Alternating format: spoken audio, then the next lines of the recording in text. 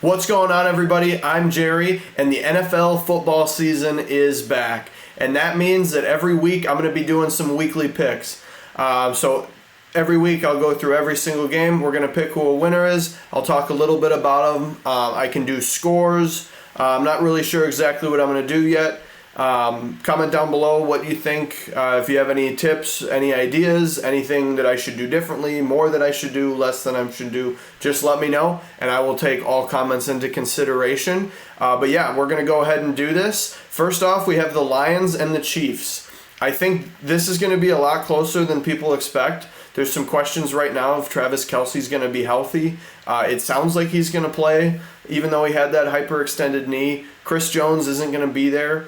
So it could be a very difficult win for the Chiefs. Their defense did look a little bit better last year, especially with the resurgence of Nick Bolton playing a lot better. But the Lions have a powerful offense, and they have a lot of pieces on defense. Aiden Hutchinson being a big one. Just got C.J. Gardner-Johnson. So there's a lot of upside on that on the Lions, and I think it's going to be a close game. If I don't know what the over is on points, but I would bet it because I think this is going to be a very high-scoring game. It's going to be entertaining and probably one of the better first Thursday night football games that we've had. It's tough to pick who is going to win this one. I am going to go with the Chiefs. The Chiefs just it's tough to bet against them, and the Lions are still the Lions. So it makes the most sense to me. It could be controversial, but I think most people are going to go with the Chiefs in the end here. Next up, we have the Panthers and the Falcons. I don't think very highly of the Panthers, and I think the Falcons are kind of a slept-on team. They have a lot of additions on defense, especially this year. The DB's room actually looks pretty good back there, as well as Bijan Robinson. Everybody's excited about Bijan Robinson. Still some excitement about Bryce Young. I think he's going to take a while to get used to the offense, and I think it's going to be a little bit more difficult for them to all wrap everything together. His number one receiver is Adam Thielen, who was a kind of poor wide receiver too for the Vikings, and he's just getting older, so I think he's going to have a tough time. The offense didn't look very well in preseason. I'm going to give this one to the Falcons. I don't even know if this one's going to be close because I'm higher on the Falcons than a lot of other people are. Not high. I don't know if they'll be a playoff team. I think they could sneak in, but against the Panthers, I think this is going to be a pretty easy one for them. Next up, we have the Texans and we have the Baltimore Ravens. This one isn't really that difficult either. I think I like this hiring of DeMeco Ryans. I think great for the city. For Texas. To get the former player back as the head coach. He was a great DC for the 49ers. You got Will Anderson to start off. The offensive line, as long as they're healthy on the Texans, should be good. I don't like seeing Nico Collins as your wide receiver one. I think he's kind of underrated, but I still don't think that he's going to be enough. Dameon Pierce played very well last year, so we'll see if he can repeat some of that because I do think C.J. Stroud's going to be handing the ball off quite a lot. But for that reason, the Ravens, they always do pretty good on defense. Marlon Humphrey is going to be out, but you still have Lamar Jackson, you still have Mark Andrews, and as long as they're healthy, they're going to have a good year this year. But I am going to go with the Ravens for this one. Next game, we have the Bengals and the Browns. This one, I think, is going to be a lot closer than a lot of people think. I think the Browns are another team that could be very slept on this year. You have so much talent over there. Nick Chubb's going to have to be the only one, which he's always been a great every down back, even with the help of Kareem Hunt. He's always gotten a lot of yards and been very consistent, so I'm not too worried about that. It's really just going to depend on how Deshaun Watson plays. He does have Amari Cooper. If Deshaun Watson can play like he did his last year with the Texans, that team could be a 10-win team. But you have Joe Burrow and the Bengals. You have Jamar Chase. You have T. Higgins. You have Tyler Boyd and Joe Mixon. And there's so many talents on that offense. I think it's going to be a close game, a lot closer than people expect. I am just going to take the Bengals on this one, though. It's tough to bet against the Bengals. The other thing that I saw today was I guess the Bengals are actually 1-5 against the Browns since they were drafted. And I think they're going to break that streak just because, I mean, I know the Browns have Myles Garrett. Myles Garrett's going to get after him. But the Bengals did just get Orlando Brown Jr., so that should help. And hopefully their offensive line can play better. I think that's going to be a big make it or break it. It does look like Joe Burrow is going to play. There was talk about him maybe not playing due to the to that calf injury, but it looks like he's going to be all right. But I'm taking the Bengals. Next up, we have the Jaguars and the Colts. I am not very high on the Colts personally. I think they're preparing for a good future. Their offensive line used to be one of the best in the league. Last year there was just some weird fall off. I can't really explain why. They still have Quentin Nelson.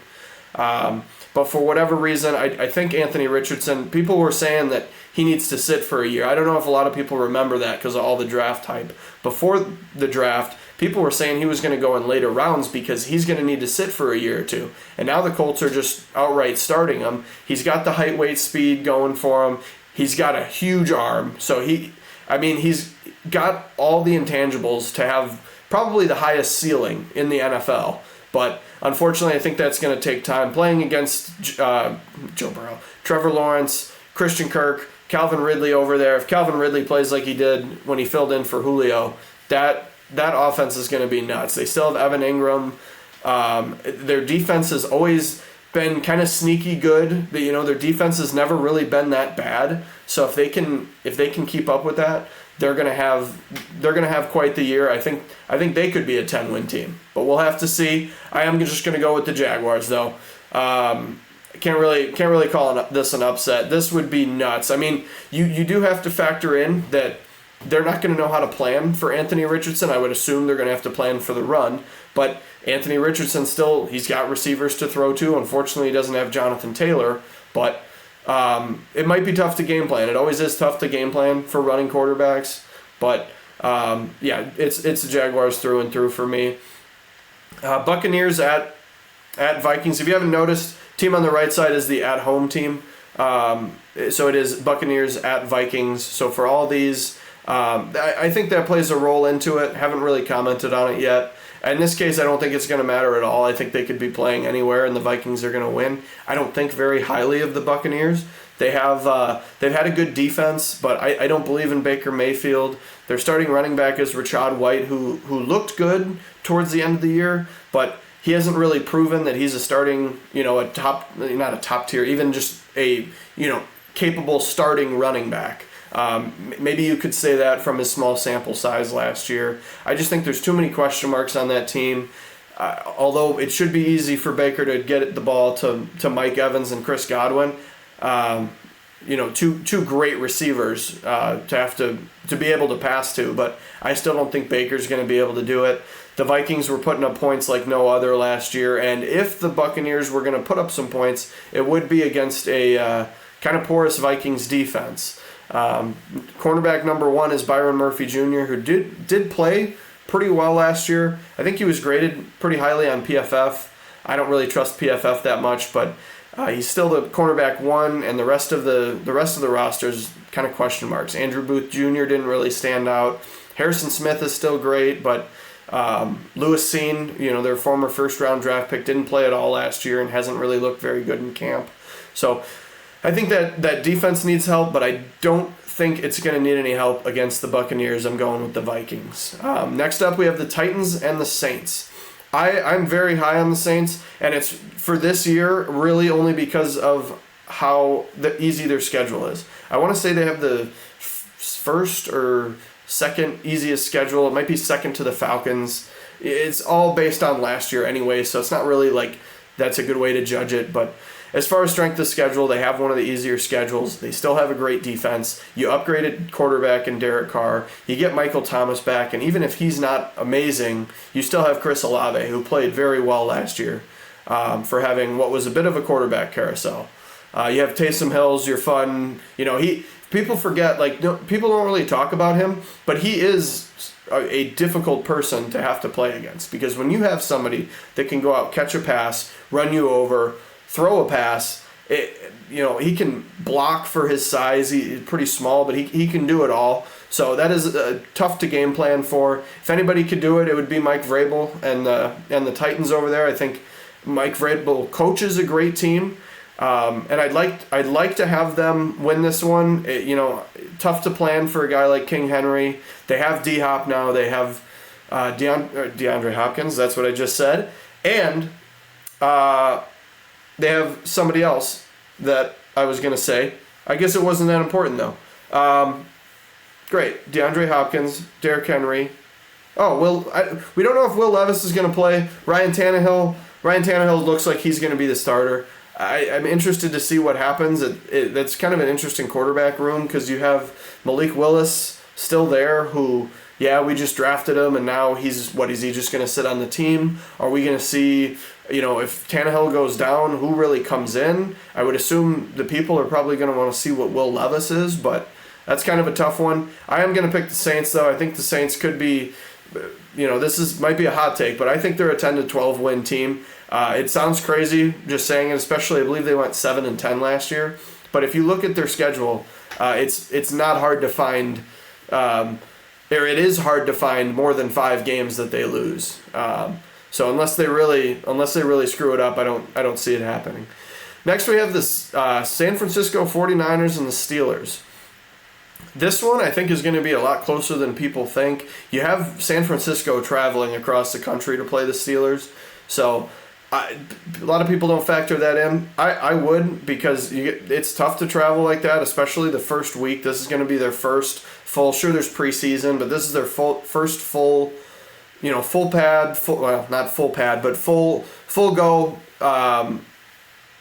regular season game. So they got Nick Bosa. They signed him to a new highest paid contract, and they they're running it with Brock Purdy. We don't know what his arm's going to be like. Sam Darnold, I'm curious because Purdy didn't really throw it in the preseason, so I don't see why they don't try Sam Darnold, or I could see Brock Purdy coming out. I don't have any inside information on that injury situation. I mean, Brock Purdy looked all right, but I just don't think they gave him enough reps. I'm not in tune with their practices either, so maybe he has been slinging it in practices. But it seems interesting to me that they're just going to throw him into the fire like that. I don't think that you're too far off from Purdy to Sam Darnold, so I would have to assume that they're pretty confident in his ability if he's coming back. Steelers, it's another season where I don't see them having less than 9 wins. Mike Tomlin just always has a winning record, and the AFC is very difficult this year, so that could keep them out of the playoffs again. But George Pickens really stood out last year. I think Najee Harris could take a step forward. I think although he's played well, I think he has been a little underwhelming maybe to, I don't know how Steelers fans think about that, but to the rest of the NFL, it seems like he's been a little underwhelming. So don't really know what to think of that there. I guess we'll see. Pat Freiermuth has been a great tight end even early on. So Kenny Pickett, they said they're going to give him more control, more ability to audible, which is huge. So if we see that happen, I think they could win, but I am going to go with the 49ers. There's just too much talent between George Kittle, Deebo Samuel, Brandon Ayuk, Christian McCaffrey, and then their defense is so talented. Fred Warner, Bosa. I can't see them losing that. Even like I said, it could be tough, and I think the Steelers definitely could win. I just feel like the 49ers is a more well-rounded team. Have to go with them, a little more proven than the Kenny Pickett-led Steelers. But I do hope the Steelers do well. There's a lot of exciting players on their team, and they could be very good this year. Next, we got the Cardinals and the Commanders. This is going to be a really tough game to watch, I think. You've got either Clayton Tune or we got something going on with the graphic here for the Cardinals. That's all right. Maybe I'll fix that next time around. Clayton Tune or Josh Dobbs. I don't know if they've named a starter yet. I think it was Josh Dobbs, but either way, I don't think it matters. They're not going to do well. Sam Howell's looked good for when he has practiced and through preseason. So I think he actually could be good. you're throwing to Terry McLaurin, Curtis Samuel, Jahan Dotson. You got some talents over there. Brian Robinson looked really good last year. Antonio Gibson's a nice little weapon out of the backfield. Commanders have always been good on defense. I think some people have thought that they've been a little underwhelming, but that's just because they haven't played. I mean, I think the expectations are very high for the Commanders, and I think that's the only reason some people think that could be a little lower on them. They're getting Chase Young. We'll see if we can see a full-fledged Chase Young. Hopefully he can stay healthy. But I got to give it to the Commanders on this one. The Cardinals are probably like I don't even know, maybe 1-4 win, 2-4 win. I don't see them winning more than 4 games though. That would be great. Well, actually, probably not great for them, but I could definitely see that happening. Next up, we have Bears-Packers. This one is going to be closer than I thought. There's some question marks with the Bears on offensive line, some injuries. Tevin Jenkins is the only one that's actually going to be out, but they don't really have anybody proven on the offensive line right now, so that was kind of their biggest downfall last year, is that they're poor offensive line play. They constantly had injured receivers. I'm assuming having the better receivers this year should help for that game. It is at Soldier Field, so I think that gives them a little bit of an advantage. Jordan Love, I think he's only played in a game or two. He's only got 3 career touchdowns, so he's still got a lot to learn for in-game experience. Obviously, he sat behind one of the greatest quarterbacks ever do it, and that's going to help. But he's going to have to translate that to the field. They're working with a lot of young receivers. Christian Watson and Romeo Doubs did look good last year, but they had Aaron Rodgers throwing them the football. So we'll have to see how they can do with Jordan Love, and even if they just hand off the ball to Aaron Jones and A.J. Dillon, I think that could alone put them in contention. We don't know what the Bears' run defense is going to be, and we do know that it wasn't very good last year. But the Bears greatly improved their offense between hopefully a healthy Chase Claypool, hopefully a healthy Darnell Mooney. You've got DJ Moore. Cole Kmet shined last year and is looking like he could be a top 10 tight end in the NFL. You have the Tremaine Edmonds and TJ Edwards signings on defense. So there's a lot going on over there. Jalen Johnson's been a lockdown corner. Jaquan Brisker looked really good towards the end of the year. So I have to pick the Bears on this one. Again, I think this one's going to be a close game just because when I saw the Packers and I saw Jordan Love, I went, man, they're going to stink. And after I continue to see them, I don't think they're going to stink as much as they were. So I think it will be. I thought the Bears could blow them out, but I do think it's going to be a close game with the Bears taking it. Next we have the Raiders and the Broncos. This is an interesting one. I have no idea where to put either of these teams this year. I'd like to think that the Raiders are a bit of a sleeper team. You read the names on their team and you read Devontae Adams. Michael Mayer, I think, is a very promising rookie. You have Jimmy Garoppolo, who a lot of people aren't very high on, but he is good at just being a game manager and getting the ball to his receivers. He's not going to make massive plays, but if he can hand off the ball to Josh Jacobs and he can get the ball to Devontae Adams, there's going to be plays made. Unfortunately, that you only really have for big names on defense is Max Crosby and Chandler Jones, but I think that could be enough for them to get the win. It's tough. The Broncos, Sean Payton, we'll see how it's really going to be up to him. I think the offensive line is going to be I think they got a little better, but I think they're going to be a big part to the success. So if the Broncos can repeat, they did have a good defense last year, just couldn't get it going on offense. I think that could win them the game, and that's who I'm going to pick. I'm going to pick the Broncos. Honestly, kind of comes down to at home. You're playing a mile high at home. It does affect it, even if you have Daniel Carlson. So I think this one could be a close game. It could be a blowout. This is the one that I really have no idea what's going to happen. So it could be anything here, but I am going to pick the Broncos in this one. Next, we have the Dolphins and the Chargers. I went back and forth on this one because I really didn't know who to pick. I think it could go either way. I like Mike McDaniels. I'm not big on Tua, but I do like Tyreek Hill and Jalen Waddle. that's so much speed, and to have to plan for two of those guys. Waddle would be a wide receiver one on so many different teams. Chargers just got Kellen Moore, and I think Kellen Moore I hope he can squeeze a little bit more that Justin Herbert needs to get some wins. If their defense stays healthy, I think they're going to be one of the top teams in the AFC. They still have Khalil Mack. They still have Joey Bosa. They still have Derwin James. They have so much talent. J.C. Jackson hopefully will be coming back from an injury later this year. I think without him, that could be difficult, but I don't know. I was back and forth on this one so many times. I ended up going with the Dolphins just because I think that Tyreek Hill and Jalen Waddle are tough to plan for. It is going to be difficult with them having Jalen Ramsey out at the beginning. You'd like to have them to have him in there paired up with Xavier Howard, shutting down all those big receivers over in Los Angeles. But I think Mike McDaniel is going to be the better coach here, and the Dolphins are going to be the better team. Next up, we have the Eagles and the Patriots. This one I don't even think is going to be close. The Patriots, I think they're going to have a tough year.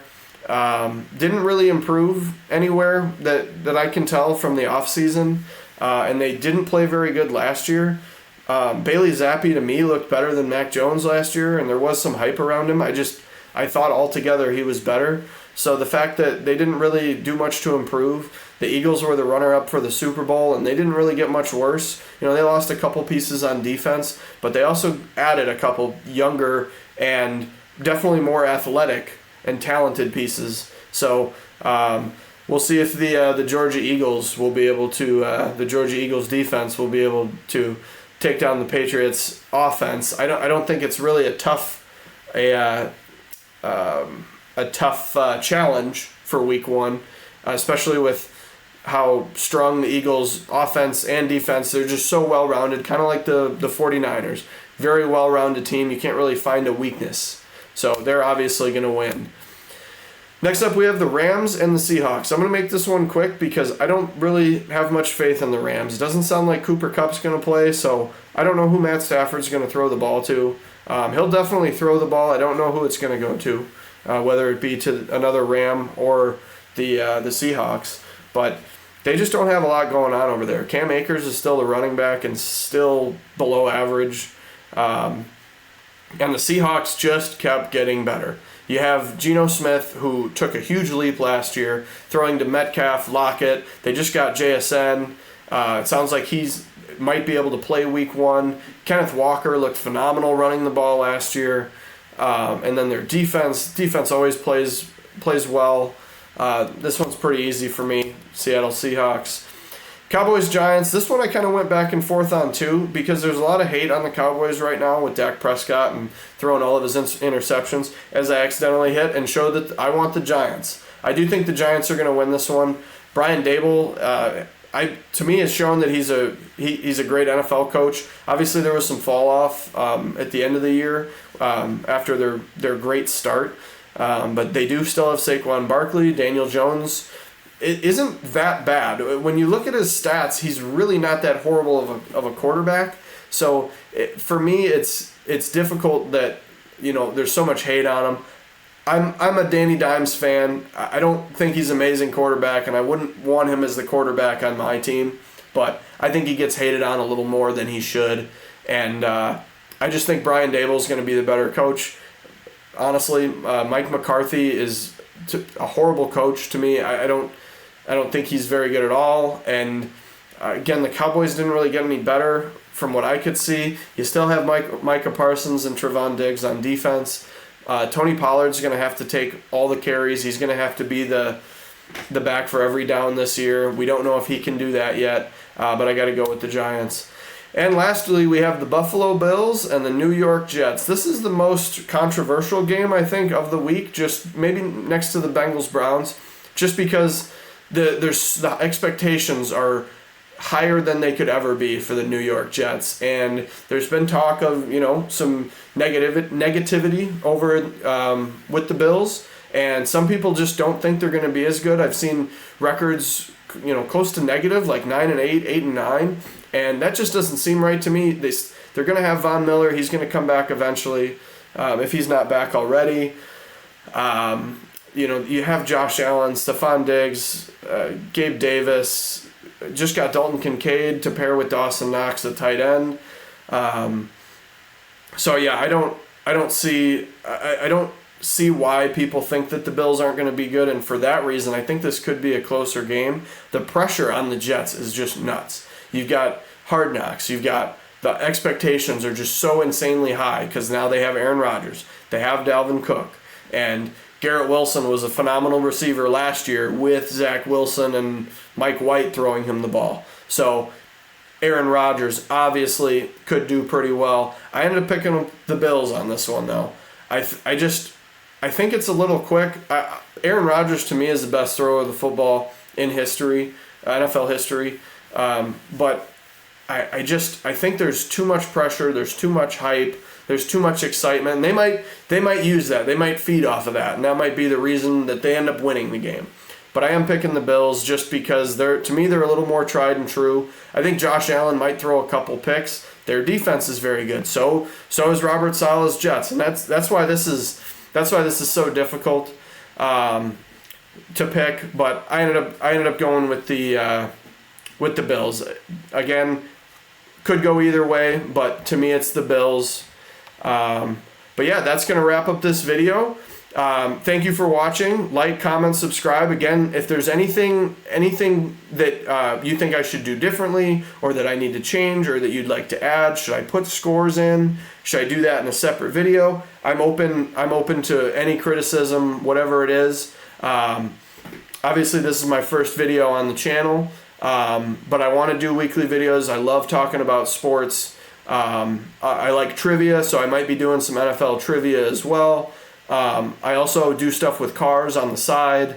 I like cooking, so whatever you want to see, let me know down in the comments, and I want to keep up on these videos. Again, like, comment, subscribe, and have a great day. Thank you.